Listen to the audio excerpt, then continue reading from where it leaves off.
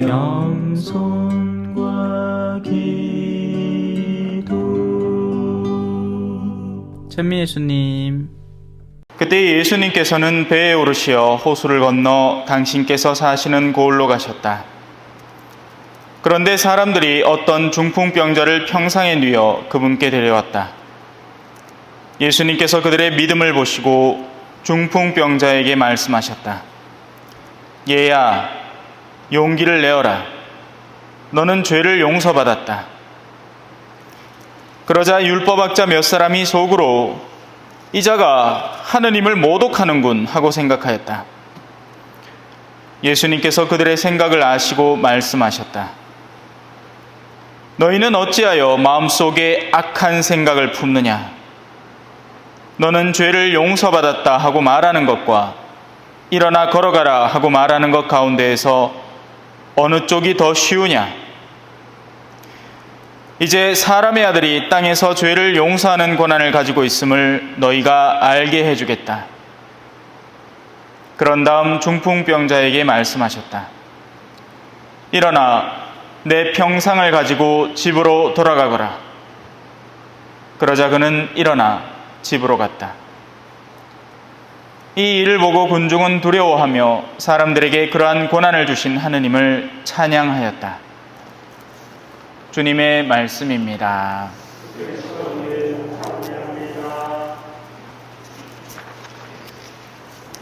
찬미 예수님.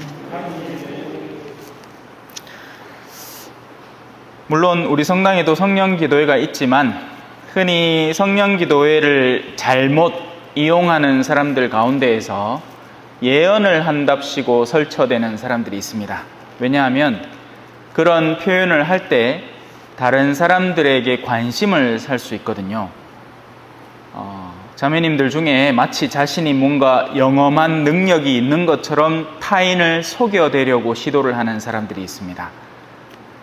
내가 어제 꿈을 꿨는데 아있나? 이런 거 봤대 하면 주변에서 맞나? 하고 치다봐 주거든요.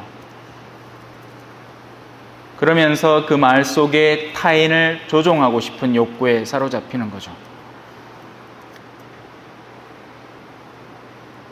가짜 예언자들입니다.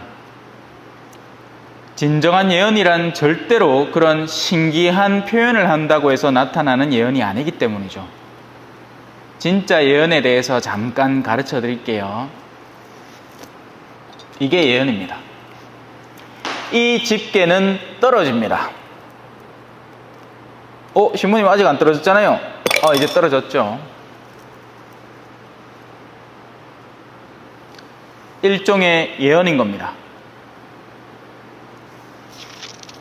제가 이걸 들어 올리면서부터 이걸 집어서 여러분에게 보여주면서부터 이걸 통해서 여러분에게 예시를 드리겠다고 생각을 하고 있었고 그 마음먹은 내면의 이 역량을 여러분 앞에서 아주 간단한 동작으로 표현하기만 하면 끝났기 때문이죠.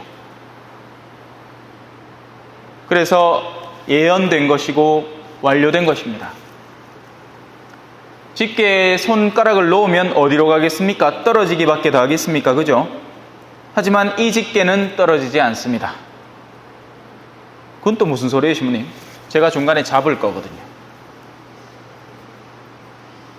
그러면 이 집게는 더 이상 떨어지지 않는 겁니다.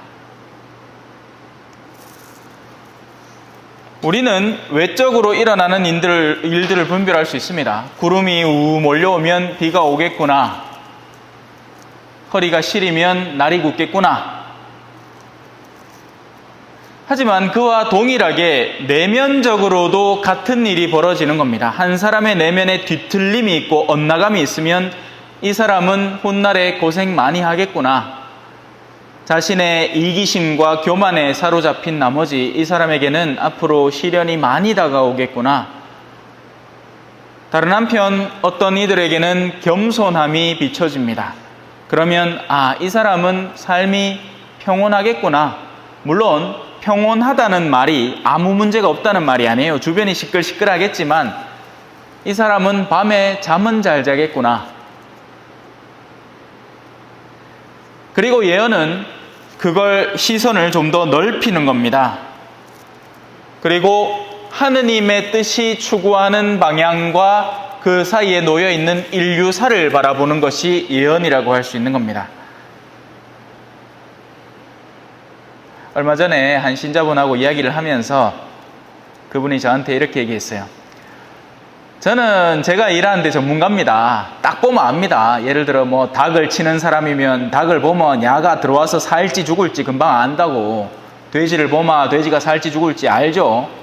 참외를 보면 이 참외의 줄기가 이제 얼마만큼 성장을 할지, 중간에 죽을지 막 벌써부터 미리끼리해지면, 예? 마찬가지로 저도 사제로서 오래 살아왔지 않습니까? 뭐하는 사람이에요, 사제는? 신자들하고 어불리가 술 먹는 사람입니까? 골프 치러 다니는 사람이에요? 아니란 말입니다. 사제는 하느님이라는 영역으로 신자들을 데려가기 위해서 애를 쓰는 사람이어야 하고, 저는 그렇게 살기 위해서 노력해 왔단 말이죠. 어디에 갖다 놓든. 그러다 보니 이 사람의 내면이 어디를 향해 있는지, 무엇을 향해 나아갈지 보인단 말이다. 암만 마스크를 써도. 그래서 예언을 하게 됩니다. 제가 얘기했죠. 뭐 예언이라는 게 2023년 3월 16일 날 뭐가 일어난다, 이런 게 예언이 아니라고 말이죠. 예언이라는 건 아주 간단한 거예요. 하느님께서 인간을 구원하고자 하십니다. 그리고 그 방향으로 강처럼 강이 한 줄기 쭉 있다고 생각하시면 돼요. 그러니까 하느님의 뜻을 향해서 세상이 흘러가는 거죠. 하느님은 그렇게 섭리하시는 겁니다. 그걸 신학적 용어로 섭리라고 표현해요. 그러면 그 섭리의 강 속에 인간들은 동참할 수도 있고 거부할 수도 있는 겁니다.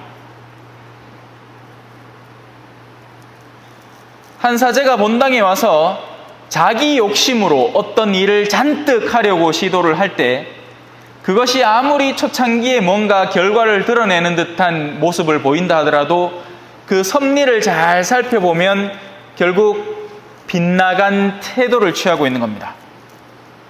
강에다가, 그죠? 나뭇가지를 하나 쿡 꽂아 놓는다고 해서, 이 나뭇가지가 지금은 서 있지만 앞으로 어떻게 될 것 같습니까? 강이 계속 흐르면 흐를수록 이 나뭇가지는 언젠가는 뚝 하고 흩어져서 강 흐름을 따라 내려가 버리고 말 겁니다. 그죠? 예전에 저는 제가 한창 보자 때, 그때 당시에 같이 일하던 교리교사들이 있지 않겠습니까? 여러분들 자녀들도 다 그랬잖아요. 그죠? 옛날에 다들 열심히 했죠. 성당 여 버글버글버글 할 때, 막 성당 미어 터질 정도로 왔다 아닙니까? 지금 어때요? 말짱황이죠?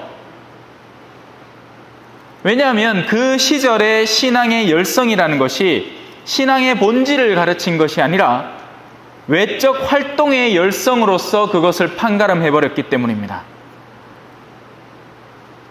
그래서 이들은 지금은 내가 머물고 있는 곳의 공소와 성당에 사람이 버글버글하고 거기에 활동할 거리가 있기 때문에 거기에 열심히 했을 뿐, 이제 거기가 시들해지고 자신에게 뭔가 주어지는 이득보다 손해가 많다는 계산이 들어서기 시작하면 더 이상 신앙에 머물러 있지 않게 되는 것이 당연한 겁니다.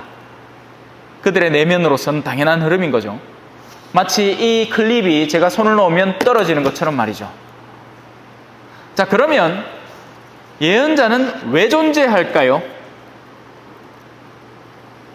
바로 중간에 그 낙하를 조금이나마 가로막기 위해서입니다. 인간의 영혼은 항상 다른 외부의 자극을 수용하고 다른 이들이 하는 말에 귀를 기울이게 마련이고, 그래서 우리가 암만 하루 종일 TV를 보다 하더라도 주무신다. 그만해야 되겠다. 자, 그래서 수많은 이들이 예언자의 예언을 가로막으려고 애를 씁니다. 선견자야, 어서 유다 땅으로 달아나 거기에서나 예언하며 밥을 벌어먹어라. 이 말을 누가 했느냐? 악인이 한 게 아니에요. 베텔의 사제, 임금에게 살살 기고 알랑방구를 끼어대는 가식적이고 거짓스런 예언자, 거짓 예언자가 진짜배기 예언자에게 한 소리였던 겁니다. 하지만 진짜배기 예언자는 자기 딴에는 또 억울한 거예요. 왜? 나는 예언자도 아니고 예언자의 제자도 아니다. 나는 그저 가축을 키우고 돌무화과 나무를 가꾸는 사람이다. 내가 하는 소소한 일에 충실하게 책무를 다해가던 사람이었다. 그런데 그런 나에게 가서 내 백성 이스라엘에게 예언하라 하고 주님께서 나를 시킨 거다.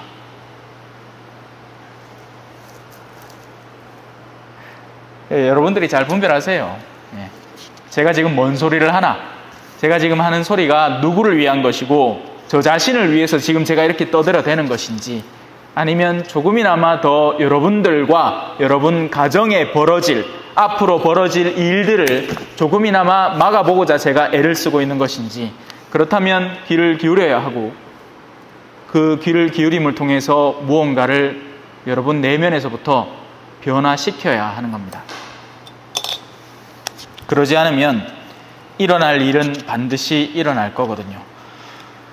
그러므로 주님께서 이렇게 말씀하신다. 내 아내는 이 성읍에서 창녀가 되고 내 아들, 딸들은 칼에 맞아 쓰러지며 내 땅은 측량줄로 재어 나누어지고 너 자신은 부정한 땅에서 죽으리라. 그리고 이스라엘은 제 고향을 떠나 유배를 가리라. 그리고 이 일은 나중에 실제로 일어나게 됩니다. 왜냐하면 예언자의 말을 듣고도 그들이 전혀 내면의 변화를 꾀하지 않았기 때문이죠. 때가 되면 일어날 일인 겁니다. 용봉공소의 운명은 어떻게 될까요? 여러분의 상상에 맡기겠습니다. 아니, 용봉이 아니고 초전의 운명은 어떻게 될까요?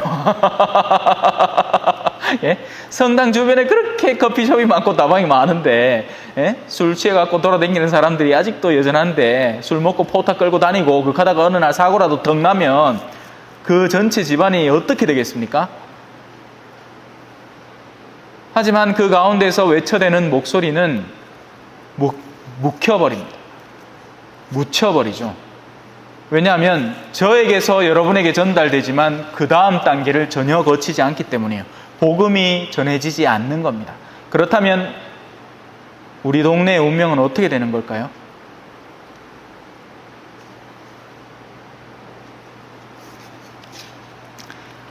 주님의 법규들 진실하니 모두 의롭네. 아멘. 찬미 예수님, 겸손과 기도.